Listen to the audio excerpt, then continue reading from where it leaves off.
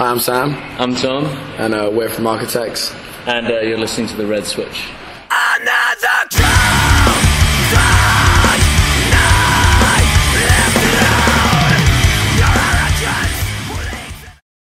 Before we go any further, I just want you to introduce yourself and what you do in the band. Cool. I'm Sam, and I play the microphone. I'm Tom, and I play guitar. Okay, what would your dream tour be? Who would bands be on that lineup? There would have to be some kind of resurrection. I mean, it would involve dead people, which is problematic. You know, I don't want a Pink Floyd covers band. So obviously, Rick Wright passed away. That's a problem. Coldplay would be on it. Muse. We would go down like a sack of shit on this dream lineup. Ideally, on the dream lineup, we would play and we would get bottled off. The whole crowd would be booing and we would sell nothing. That's dream tour. But you got Foo Fighters can play as well. Blink 182 Yeah, on Blink there. can play. It'd be it's like a festival. It's basically just a festival. The best festival ever. And we play last and everyone leaves. Yeah. I was listening to Metallica on the way here for old time's sake, but they're not really dead yet. Unfortunately. Crazy old though. Okay, so when you're backstage, when you're on the bus, etc., what do you talk about? Do you talk about politics, sex, money? What is it? What's on your mind? We talk about politics, sex, money.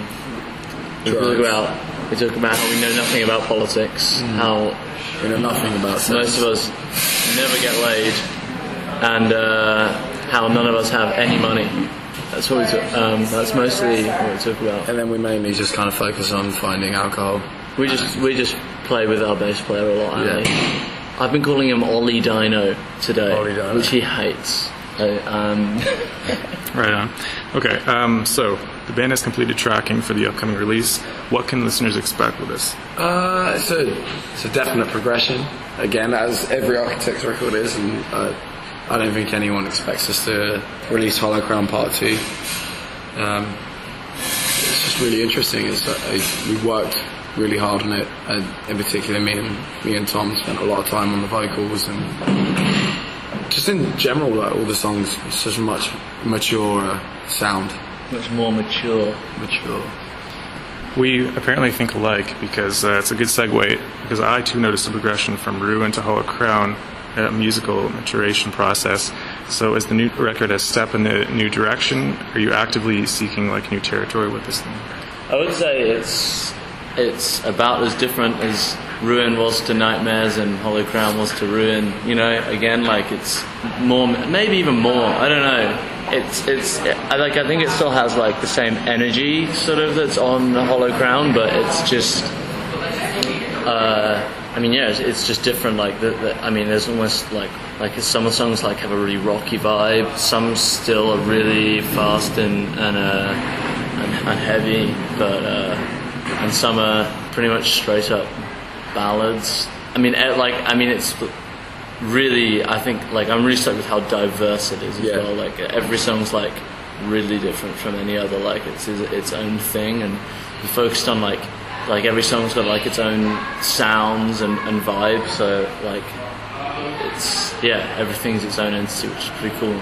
It's a progression. So it's kind of like the Brady Bunch, all different people in one. Okay, got it. So what is the creative process to you? When you sit down and write, how do you balance between the heavy and the technical, and so like how does the writing process go? I think it's just like a feeling almost, you know.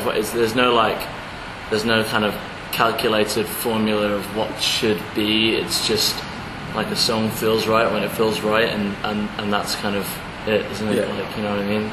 I don't know when it's done. It just eventually the song's done, and sometimes it'll be a song with like a technical section in the song, and it's like I don't know why the song won't sit right with me. Like I listen to it, and it just doesn't feel right, and then take out that section, replace it with something else, and it's like, oh cool, now it's like it all falls together almost. Or like maybe the song needs a quieter, more mellow section. I don't know, it's just eventually kind of it balances out and it works. I don't know what it is. Playing it in practices just again and again, and getting the feel for it and living with it for a few weeks, you kind of get to. I think every band's idea of when a song is finished and when a song feels right is what makes each band its own thing. As soon as you're like, this song, like every song has to have a breakdown, every song has to have a chorus, or something like that. That's when it's just like, you know, your band loses its character, I guess. Would you ever do something different and totally off the wall, like having a choir or like an orchestra? Yeah, I'd love to. Anytime. I mean, I don't think there's anything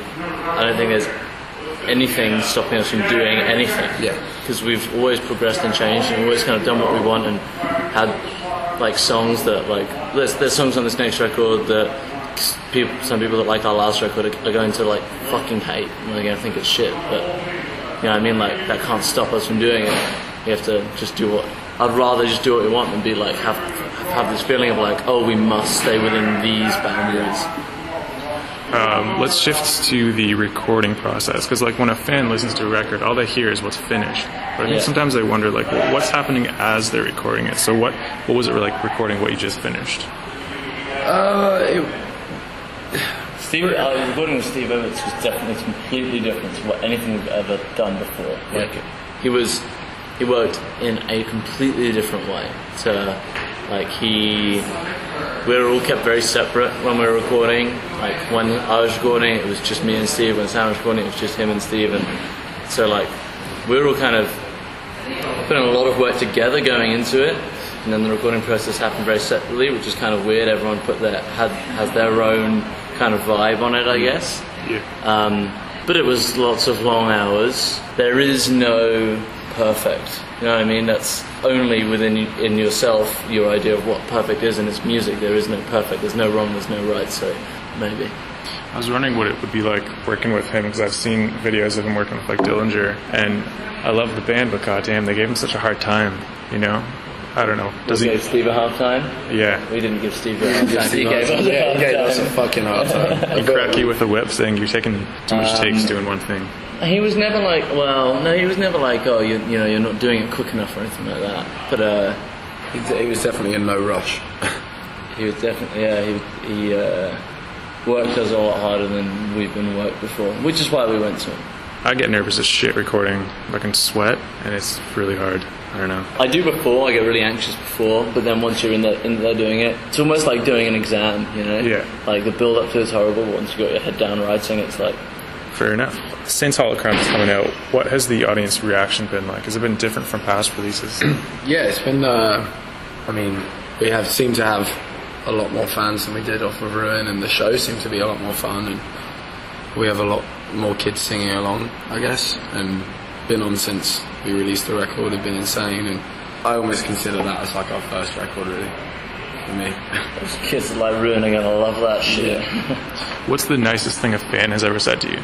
Oh, some kid told me once that one of the songs that we Hollow Crown, his grandfather passed away, and he got there's like a really old photo of his granddad, and he got a line of lyrics from my song printed up on this picture, and it got framed and given to every member of his family. He sent me that in an email, and I was just like blown away to think that something like that had affected some kid. It's the first time I've heard of that as well. That's cool. Yeah, it's pretty deep. All right.